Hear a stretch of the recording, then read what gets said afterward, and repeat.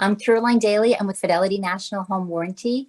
I always like to remind you that our website is homewarranty.com. So if your clients are out there looking for a home warranty, that's the place to start. And always, we're going to put our information in the chat session. I'm here with Hector Toledo this morning. We are sister companies of Fidelity National Financial, and we're excited to bring you this class this morning.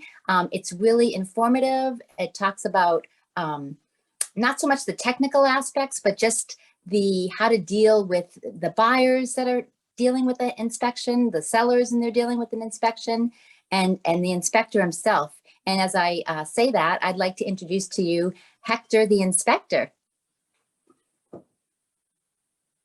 You're on mute, Hector. Can you hear me? Yes. Okay. I don't know, I was muted. Good morning, everyone. Thanks, Caroline. Thanks, Rick. Yes, as Caroline mentioned, guys, this class is not a technical class. It's kind of a big help or a guide of how to control the emotions through the real estate transaction.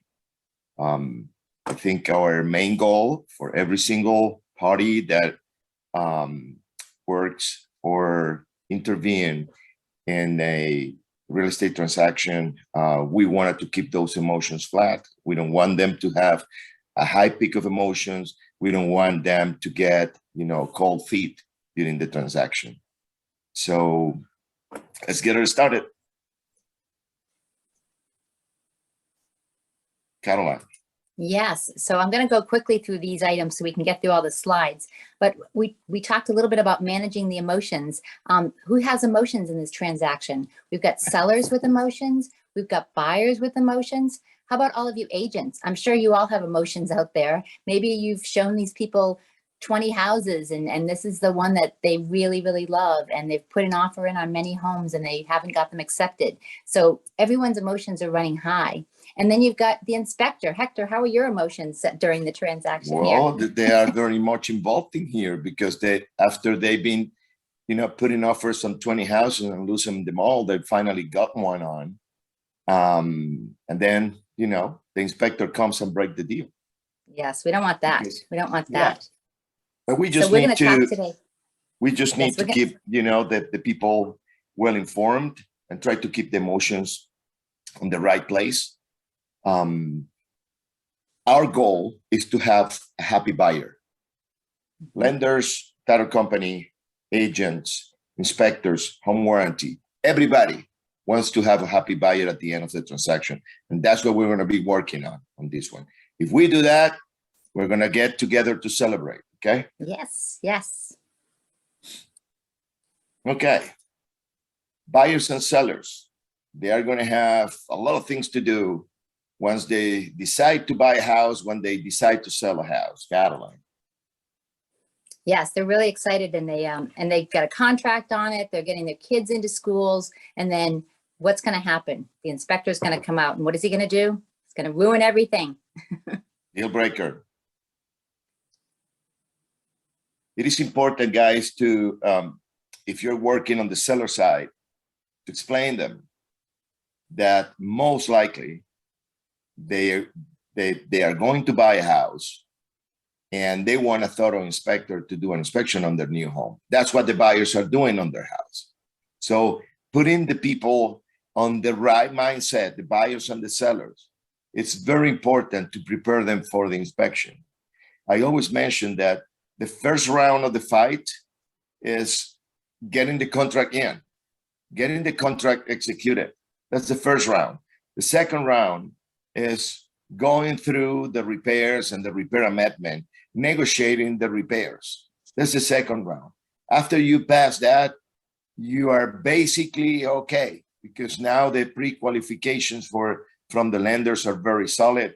So usually after you pass the second round of negotiations, then you should be just heading to closing with not too many bumps on the road. Buyers are very skeptical. As we always mention, every single time we're going to buy something that is more than $100, we are very skeptical. So you guys can imagine what the buyers are feeling. Most of us are being buyers. We know what it is. So we need to try to understand that. If you're buying something that is less than $100 nowadays, usually you go ahead and buy it. You know you can return it. Although the items that are over $100, you most likely can return it. House you cannot. It's going to be very difficult. So when you buy an item that is more than $100, what do? You check on the reviews. You check, any type of information you can get. So that's what they're doing. That's what they are trying to do. They are trying to get as much information as possible regarding this property. So that shows the skepticism. They are very skeptical. They are in a very sensible status while they are in a real estate transaction or even looking for a house. So just keep that in mind. Hector, I think they're more worried too now that they're paying over asking as well. Oh, everything. It's everything. Caroline, before it was 10 days option period, we in our office it's been very overwhelming. We used to book out our 30 inspectors 10 days. Mm-hmm. Now it's 2, 3, 5 days. In best case scenario, 7 days. So we need to compress that load of work in less days. So it's very difficult. It's not easy. We understand what's happening out there. And we try to be very understandable. We try to focus only on the major items, but remember we need to follow the standards of practice from track, and we need to put a lot of things in the report that might not be relevant, but they are mandatory to be in that report. That builds up the report a lot. Okay. So let's talk about a little bit about this. What are the items that should be, or the components that should be accessible for the inspector? And this is key, guys. This is key. The house needs to be prepared for the inspection. One thing is to stage the house and show the house nice for the showings. The other thing is to prepare the house for the inspection. All right. So let's talk about a few of the items or components that need to be accessible for the inspector during the inspection. So in this case, you have on this picture the attic hatch. So if you're working on a house that is 25 or 30 years old or older, you're going to find this setup, where the attic hatch is in a closet ceiling. Usually the closets, when the house is occupied, is full of storage. Is what the closet is meant for, right? So a short story about this, a true story. I was doing this inspection, and when I found the attic hatch, I was with the buyer, and I told the buyer, I'm sorry, I am not going to be able to inspect the attic. What I had there is a high peak of emotion. As soon as I saw him, I said, oh my God, this is going south. Why? It's understandable. He wants to see how the structure is, if there are any wrong wiring in the attics, how is the insulation, if there are any leaks, you name it. There are a lot of things that we need to check in the attic. How is the ventilation? How is the temperature in the attic? So I saw him and I say, okay, let me see what I can do. So guys,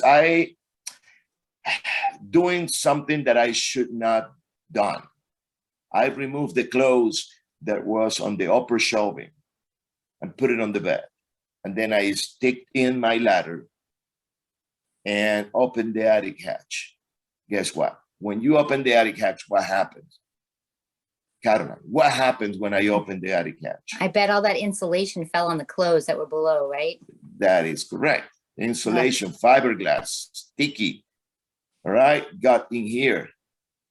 So trying to be helpful and trying to prevent a high peak of emotion, or, and this uncomfortable situation after the inspection because the attic was not inspected, I created an even maybe worse scenario. I put insulation on the clothes that is in the bottom drawer. So, okay, I checked on the attic, and I took my pictures, I checked all the components, but then I did something even worse.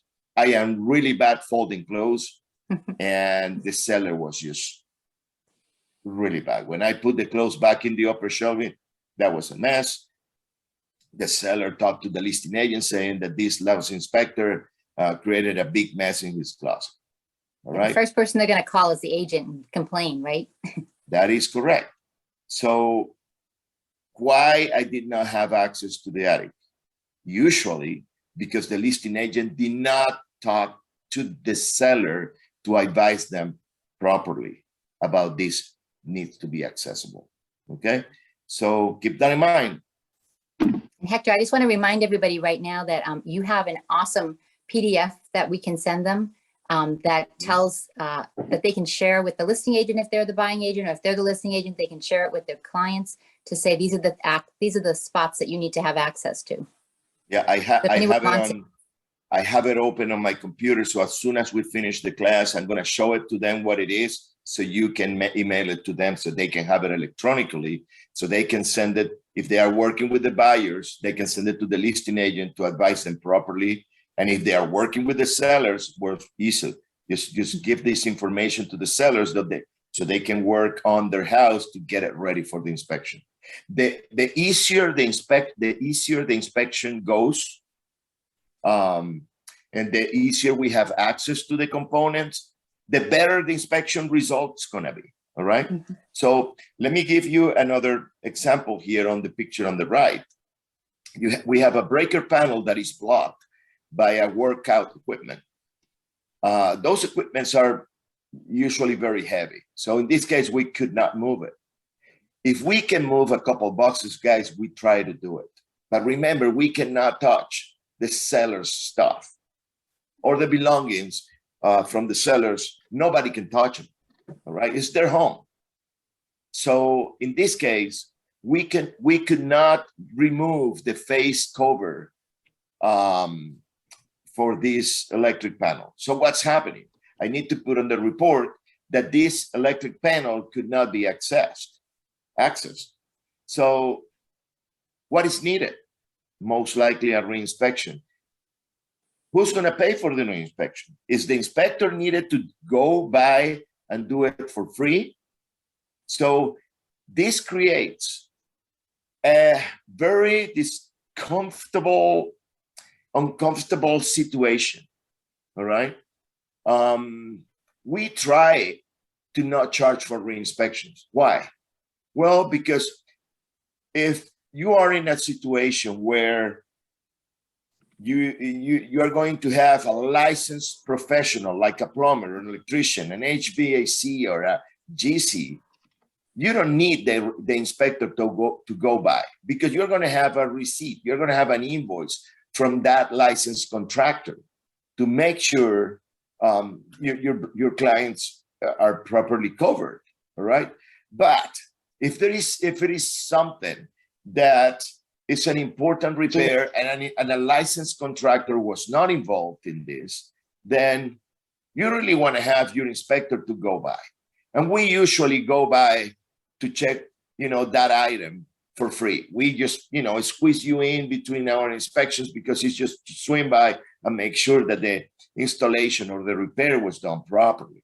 But in this case, it's not the inspector's fault. It's not the buyer's fault. It's, again, the listing agent that is not telling the seller that the inspector needs access to the electric panels. So, guys, if you are going to be in that, we are all human, we can miss things, and even more in this crazy market. So if you are in a situation like this and a re-inspection needs to be paid for, just get the buyers paying for the re-inspection. Is the smoother way to go. And then the sellers reimbursing the buyers at closing. Just put it on the repair amendment. That's it. So then you go by smooth. The buyers know they're going to get reimbursed for the seller's mistake not having this ready. and it will go easier. If you push the sellers as a listing agent to pay for the reinspection, the sellers will say, why you didn't tell me about this? So we don't want that. You just go smooth with this. If we can go and not charge, we will try to, to do our best. Sometimes far away, we need to charge at least a travel fee, or sometimes like in these situations, we need to charge for it. Okay. So just keep that in mind. Always communicate with the inspector. We are here to help. We try to do our best, but we need you guys to help us to do our best in here. All right. Okay, let's move on. This is Caroline loves this. Oh my gosh, this is when you go to see the house for the first time with your clients and it's beautifully staged. And then the inspector shows up with the buyers again, and look what happens. They're packing, they're moving.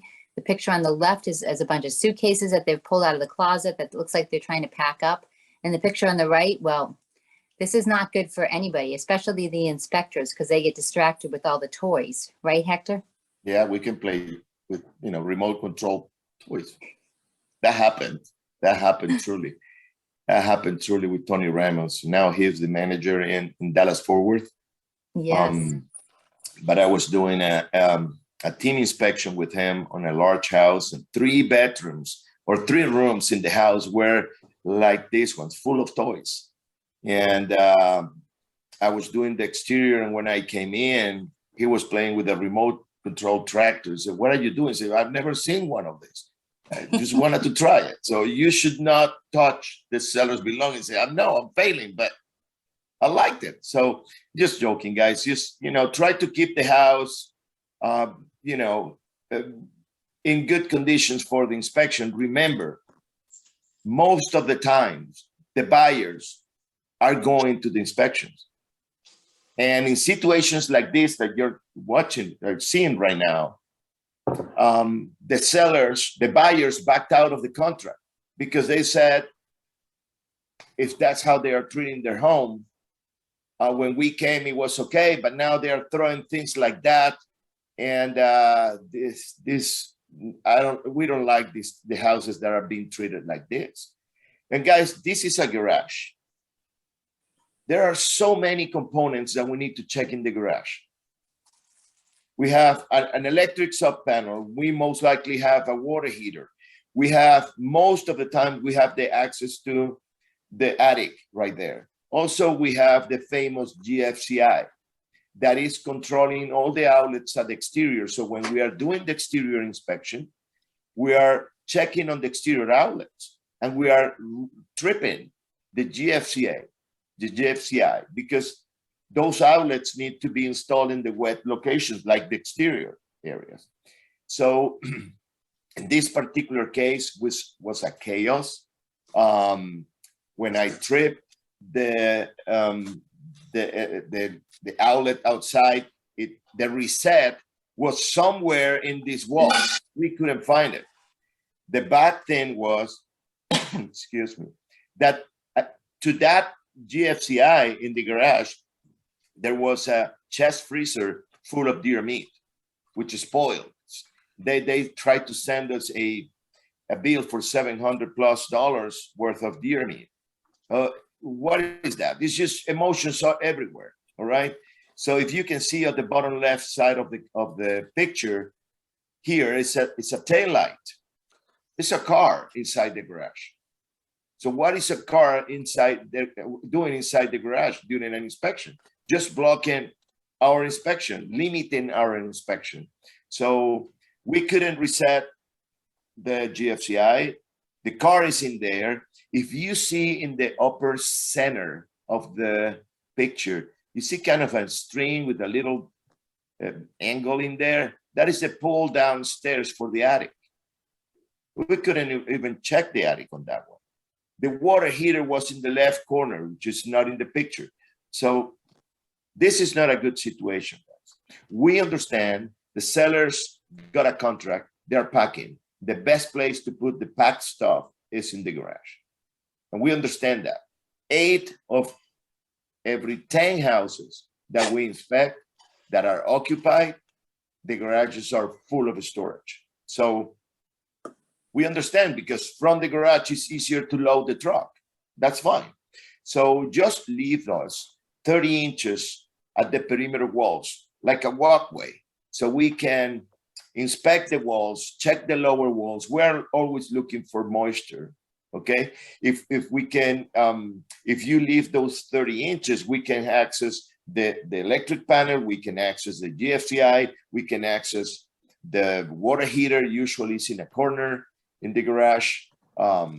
If there is an access to the attic, just leave us some room for us to put our ladder or to open the pool downstairs. Just be conscious that we need to have access to these areas. So at the inspection, or there's going to be a re-inspection, it's better get it at the inspection, it goes smooth, all right? It will go smoother.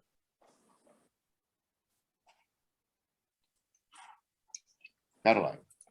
Well, this is the best slide, because what are they hiding? So all those rooms that had stuff on floors and in front of the walls, maybe there was mold from a bathroom behind it. There's all kinds of things that they may have placed strategically to possibly hide something. So when the inspectors go out to a home like that and see that there's all this stuff, it's going to actually make them look even harder for items that might be, you know, being hidden.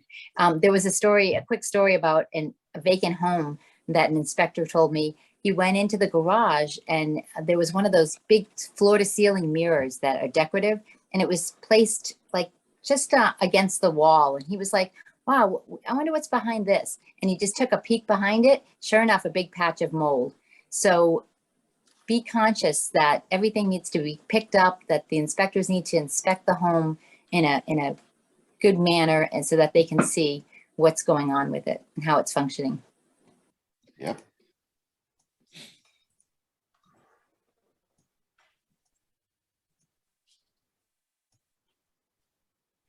So, guys, just reading the report can be very alarming. So if you can get the buyers at the inspection, will be awesome. If you can go to the inspection and you feel comfortable going to the inspection, it will be even better, because you're gonna get firsthand information from the inspector to negotiate in behalf of your buyers. Sometimes just reading what we need to put on the report, which it contains a lot of technical words, it's alarming. All right. What is the best scenario? The best scenario is if that you as an agent and the client show up at the inspection 1 hour after the scheduled time. The inspection is at noon, and you guys show up at 1, that's perfect. Why? Because we get there between 15 and 30 minutes earlier than the scheduled time. So we want to check on the neighborhood. We want to drive around the neighborhood before we get it started. If the road is bumpy, what's happening? The soil is moving under the road. And if the soil is moving under the road in that neighborhood, most likely the soil is moving under the house. So we need to check on that foundation more carefully. If there are many new roofs in the neighborhood and the house that we're going to inspect doesn't have a new roof, most likely we have hail on that roof. So we need to check on that roof more carefully. So there are a lot of things that we need to check. And there are a lot of places that the buyers cannot go with us. They cannot go to the attic. They cannot go to the roof. Okay. So, and the exterior inspection is maybe the one that takes longer and is the most important one. We're checking on the seals. We're checking on a lot of stuff, electric panels, all of that. So once you get there at 1, we most likely are going in with you and doing the interior inspection so the client can tag along with us and they can see how we work, how we operate, how we do our process. We check on outlets, windows, faucets, drainage, everything. So we can do the wrap up. Everybody's happy. They tag along with us. We understand that there are some clients that want to tag along with us from the beginning, and there are some clients that they don't want to go to the inspection. We understand all of that. we've seen all of the above. However, after the inspection, after you guys get the report, if you did not go to the inspection and if the buyer did not go to the inspection, you need to. My recommendation, try to get a phone call with the inspector. If a conference call is even better. So the inspector can explain what is the magnitude of those deficiencies. And we're going to talk about that now. Hey, Hector, Yes. Caesar says he has an inspection today with BPG up in Houston. Sorry, Karen, can you repeat that? Oh, Caesar says he has an inspection today up in Houston with the BPG inspector. Thank you, Caesar. Yes. Beautiful. Who's the inspector? I don't know if he said that yet. He'll probably put it in the chat and I'll let you know. Okay. Well, we got said pretty it's- good group over there. Silvio? Silvio. Well, Yes. I tell you this, Cesar. Tell Silvio that you were in a class with me today. Silvio is a very good friend of mine. I brought him in 2 years ago. He's a very knowledgeable inspector. He's a friend of mine, maybe from 35 years ago. We both from Venezuela. Well, he's from Romania, but he grew up in Venezuela, where I am from. And we know each other from back then. So it's a very good friend of mine. You are in very good hands. If he doesn't behave, just let me know. Okay, guys, the magnitude of the deficiency. So this, and I promise this is the only technical pictures that we're gonna see on this class. So what we found in an electric panel 2 breakers that are showed here with these arrows here that are protecting 2 circuits. You see 2 wires going in those 2 breakers. So this is a big deficiency. This is a double top breakers. The breakers are thermal switches. So everybody thinks that the breakers are there to protect your refrigerator, your AC unit, your TV. No, that's not the right thing. The breakers are there to protect the wiring. When the wires get hot, the thermal switch, the breaker, trips to prevent the wire to get on fire. That's how it is. So when you put 2 circuits in here, the thermal breaker can misread it, do not trip, and then you get a fire. So if you don't go to the inspection and you read our description about this deficiency, it's alarming because it's a fire hazard. It needs to be alarming. Hey guys, heads up, this is a red item here.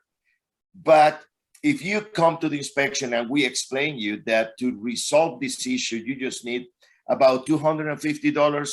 You just need to buy 2 more breakers, add it to the panel, and remove the extra wire that is on these breakers and move them to the new breakers. It's about $60 in parts and $150, $200 in labor. Very easy to repair. This is not a deal breaker, but if you don't come to the inspection, the buyers can think this is a fire hazard, this is a safety hazard, this is a deal breaker. I need the seller to fix this for me. If the seller in this market doesn't want to fix it, they will understand that this is easy to repair. If they don't come, they are going to be thinking something like this, guys. This is a crazy panel, but electricity, not too many people knows about electricity. And when you're talking about safety hazard and fire hazard, they are imagining something crazy like this. That, by the way, this is one of the electric panels, the worst electric panels I've seen in my life. Just real quick here, at the bottom, you'll see an extension cord that goes from the main breaker. And on that extension cord, you have a splitter with 3 more extension cords going out. This is a total fire hazard. The funny part on this specific transaction was that all of this was done by the seller, and the seller says, no worries, I'll take care and I will fix the electrical. So it was a pretty funny situation. Hey, Hector, Yes. Connie had a inspection last night. It doesn't look like it was a BPG inspection, and the garage had a crack in the slab, and the inspector said to just monitor it. She's wondering if it's a concern. Is this something you should address with her separately, or can you talk about that? Yeah, no, I can talk about that. Connie, if you want to call me, we can talk about it too, but let me clarify this. I don't know if you're looking at me at the camera, but I will explain that verbally anyways. Concrete cracks. If you pay attention to concrete surfaces, it could be stucco, it could be a driveway, it could be a walkway, a patio, concrete cracks. So you have different type of cracks on concrete. You have shrinking cracks, you have hairline cracks, you have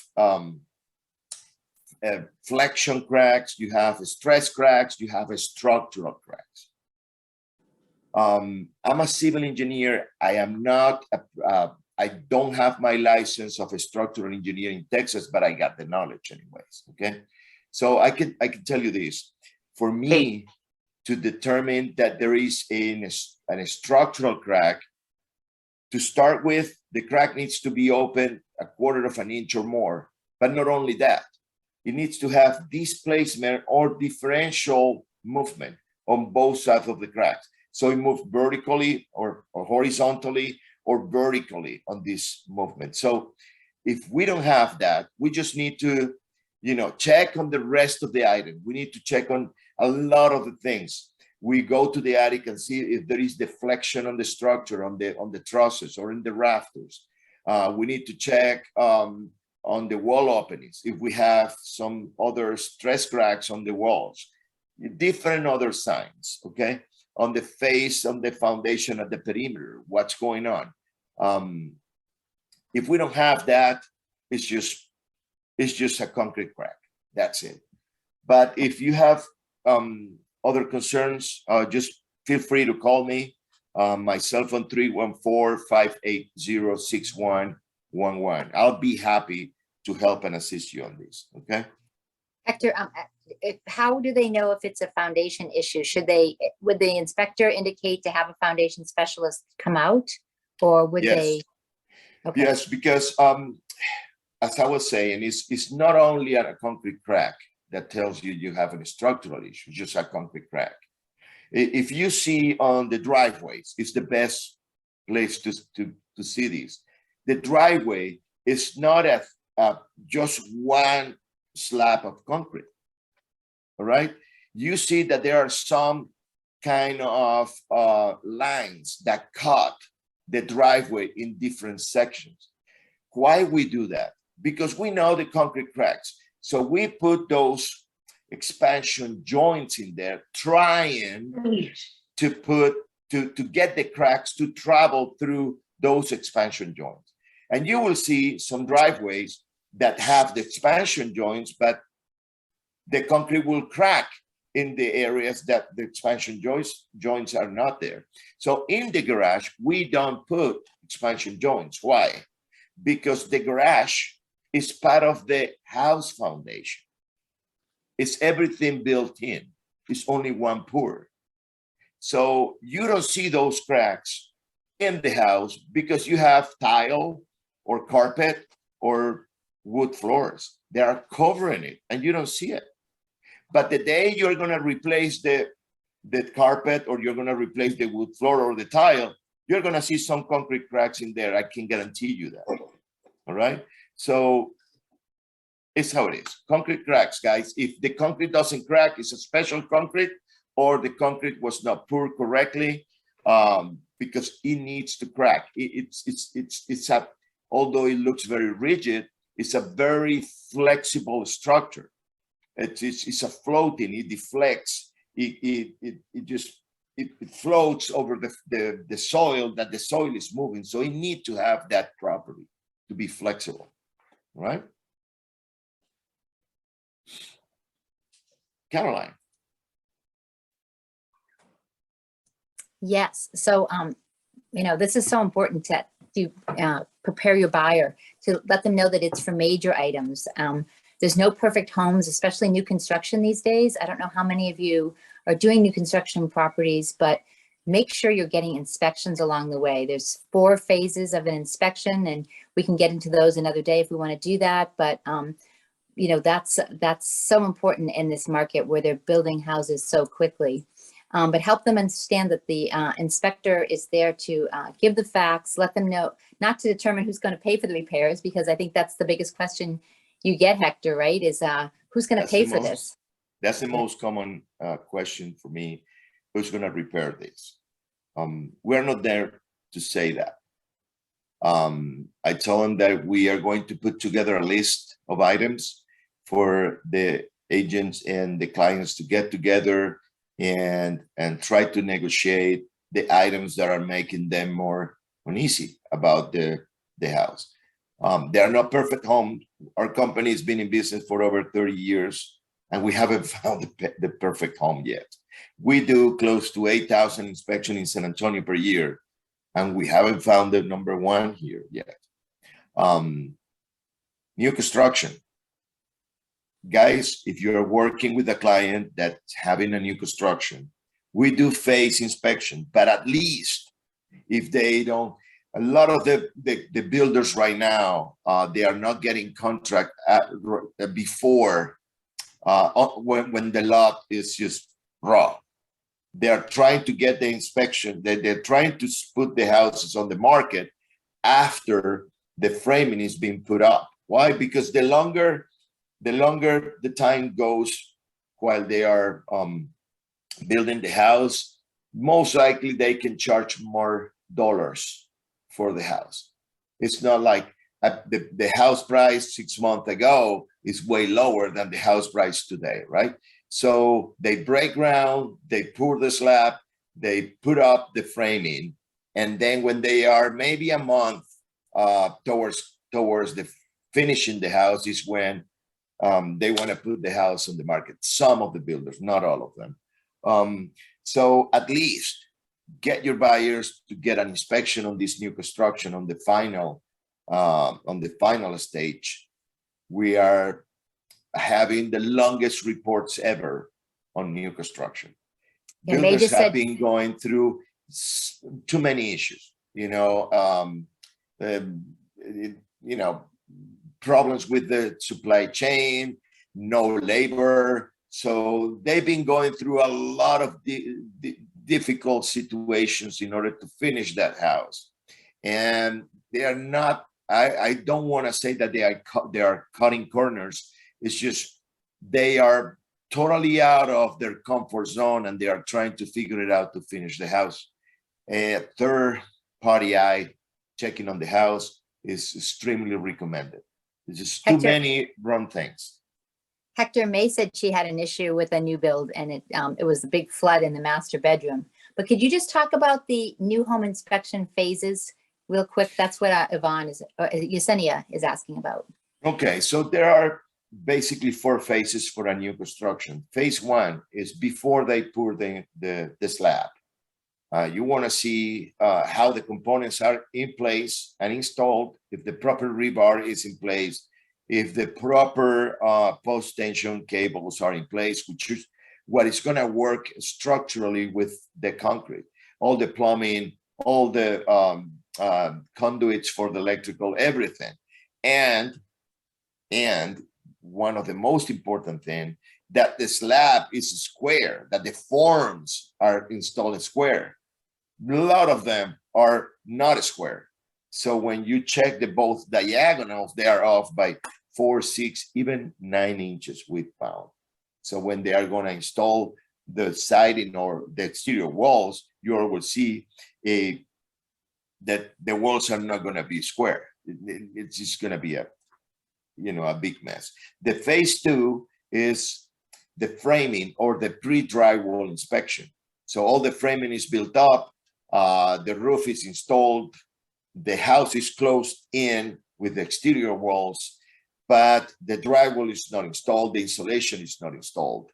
So we can see the framing, we see the fire stoppers, we can see the electrical, plumbing, HVAC installation. Because once they put up the drywall and the insulation, all of that's going to be covered. So that's the last moment that we can check on any deficiencies that they are skipping right there. Okay. Phase 3 is the final inspection, is when the appliances are installed and you are a week out from closing. So we will see it's a regular inspection and a full house. We're going to check all the systems. We're going to check the rest of the items in there, rest of the components, and it's a regular inspection, as I said.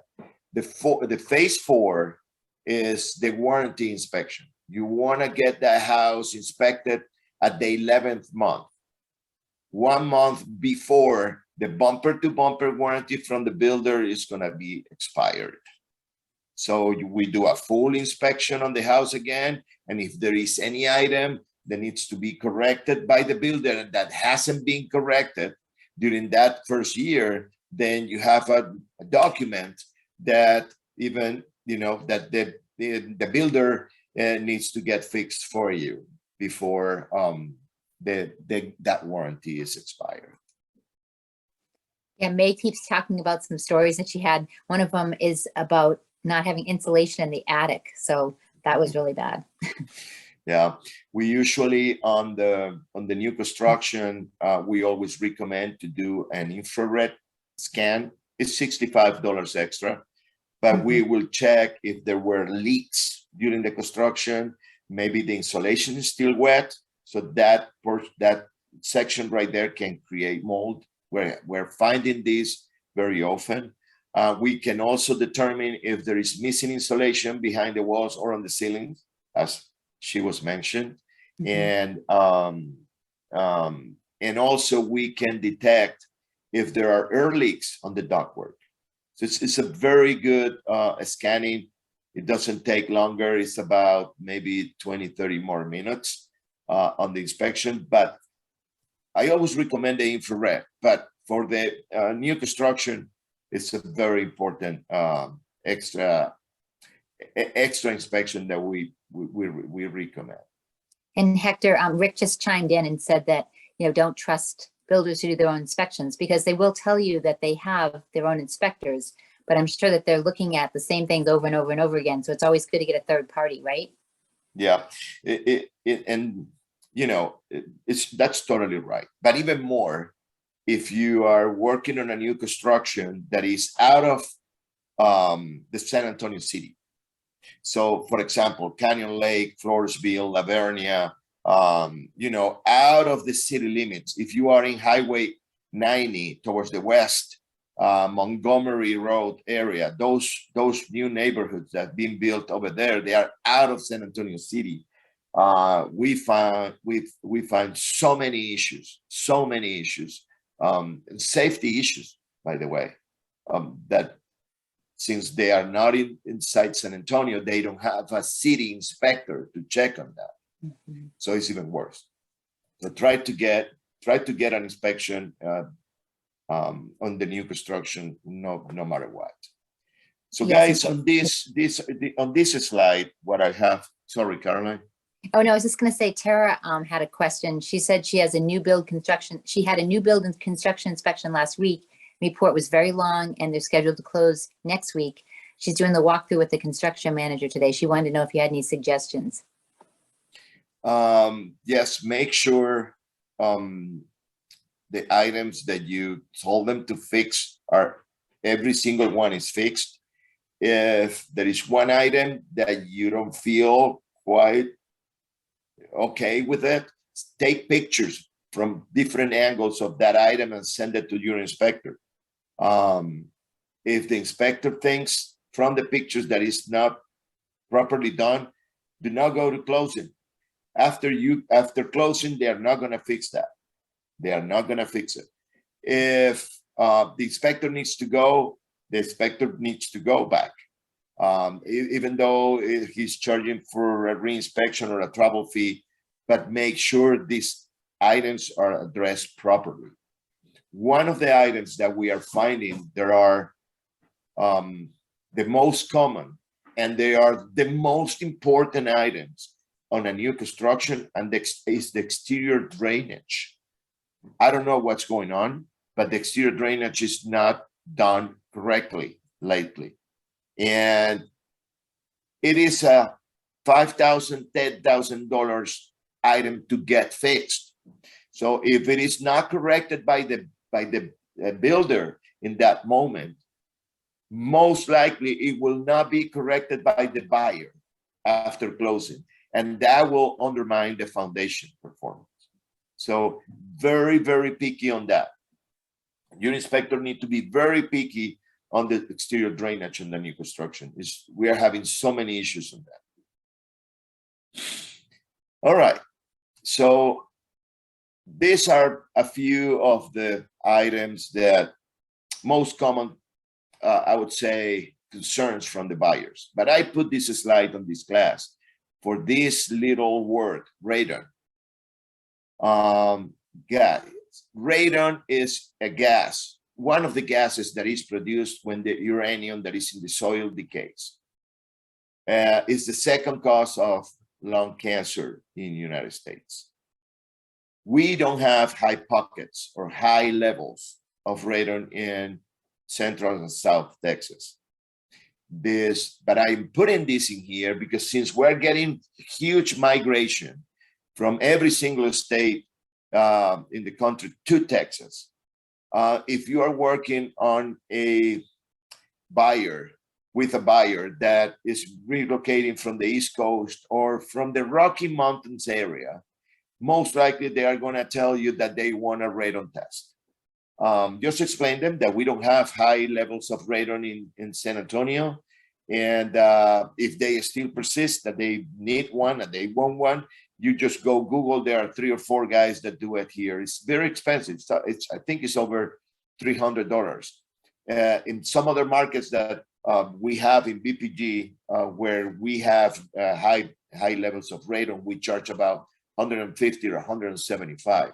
But since there are now demands for that, you know, the environmental inspectors charge here about $300. It requires 2 trips to the house. They need to go in there and put an equipment in there, which is going to be taking air samples. The house needs to be closed as possible, not open windows, not open doors, so we can get a good reading from the air inside the house. And 48 hours later, we pick up that equipment and plug it into a computer and get the results. If the results are over 4 particles per square inch, then cubic inch, then we have high levels of radon, and a mitigation needs to be done. A mitigation is just it's kind of an exhaust fan that takes air from inside the house to the exterior. It's a continuous exhaust fan. It's a little fan that is in a 3 inches PVC pipe, and it's kind of an exhaust fan. You will not hear it, and it takes that noxious gas out of the house. All right, but we don't have that issue here. Not massively, I would say. We haven't found it. Okay, we have this little video clip. Just let me know, Caroline, if it's running.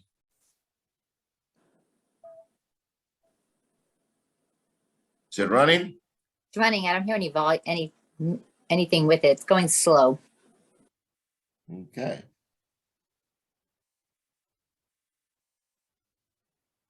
But this is the movie, The Money Pit. I don't know if you've all seen this. Beautiful house when he bought it.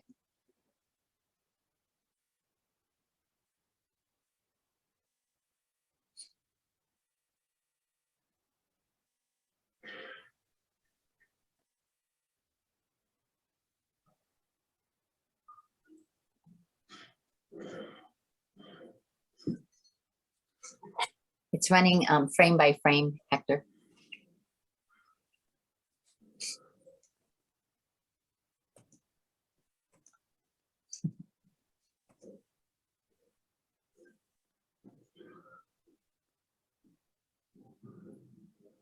Yeah, I don't think it's gonna work.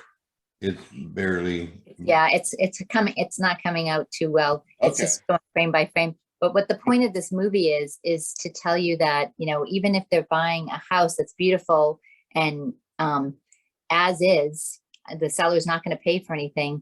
Keep in mind that you should always have an inspection because you never know what's hiding behind some of these things like the staircase and the front door and other items that you need to know about before you get into, or before your client gets into a home that they just find that they're throwing money at.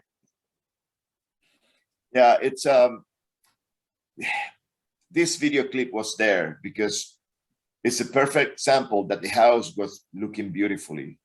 The house was perfect, but the house was falling apart. So Texas is one of the few states where purchasing a home is not mandatory to have an inspection. I know there are a lot of cases in the market that we're living at right now that you guys need to put, you're waiving the appraisal and you're waiving the option period. Still get an inspection in there. The house is as is. You really want to know how as is it is. It's, remember, our goal in this real estate transaction is to have a happy buyer, a buyer that is purchasing something that he doesn't know or she doesn't know how the house is performing. It's not going to be a happy guy, a happy buyer, because a lot of surprises are going to show up after closing. So that's not going to be a happy buyer, and they're not going to be happy with us, with any of us. And they are not going to be happy with Caroline because the home warranty he purchased is not fixing or repairing the items that he found were broken on the house. Why is that? Because all of those items had pre-existing conditions. So getting an inspection and then the buyer knowing that there are several items that have pre-existing conditions, that's okay. He knows that, but he goes through it not knowing what's wrong with the house. And then he closes on the house, and then home warranty is not helping them. I didn't know, he says, that it was broken. Yes, but it was broken before closing. So it's very inconvenient. It's a buyer that is not going to refer us because he's happy, and we need him happy. A happy buyer is our best source of business. It's going to be the best referral we can have. That's why we want them to be happy at closing, okay, after closing. All right. Let's keep moving here. This is very important. For me, this is the statement of the class. Education removes fear. When the clients, sellers or buyers, have high peak of emotions, but we explain them about it, we educate them about the subject, the emotions go flat again, is where we want to have it. Emotions need to be flat. So the flatter the emotions are, the smoother the transaction will go.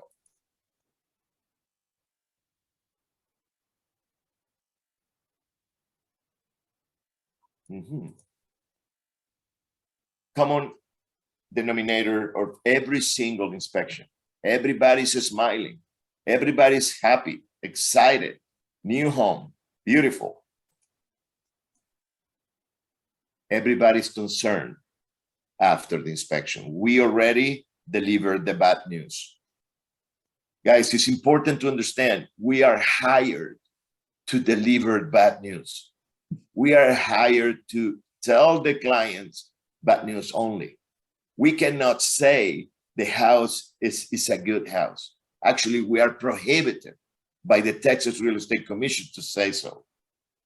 So we are there only to say what's wrong with the house. So this is the common scenario. Everybody's happy at the beginning, everybody's concerned at the end. Just talking about the subjects to educate about every single item.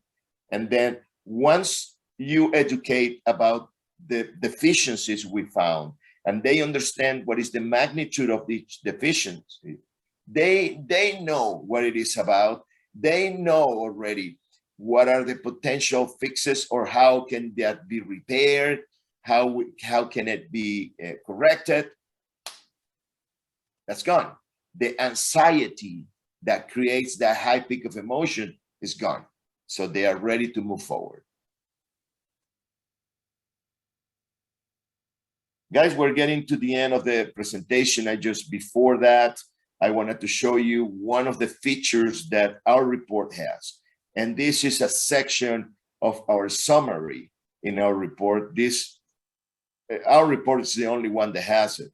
It's a summary. It's we call it the key findings, and it has red and blue items. The blue items are deficiencies, but most of the times are maintenance items, are things that a handyman can repair. The red item, most of the times, is an important item. It's a priority. Most likely is a licensed contractor that is needed to correct this. It doesn't mean that a red item is a big ticket item. It's an expensive item. It's just a priority.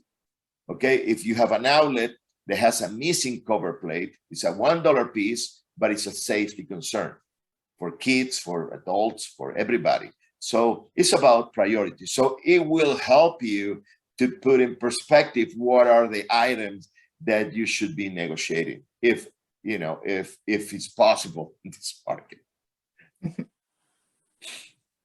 Always involve the inspector, always, during the entire transaction. We're here to help. If you guys are showing a house and your buyers are hesitant to put an offer on that house because a component that they saw or a crack that they saw, just call your inspector. Send them a picture about that crack. And we can put you guys on easy, or tell you, no, that crack could be a structural.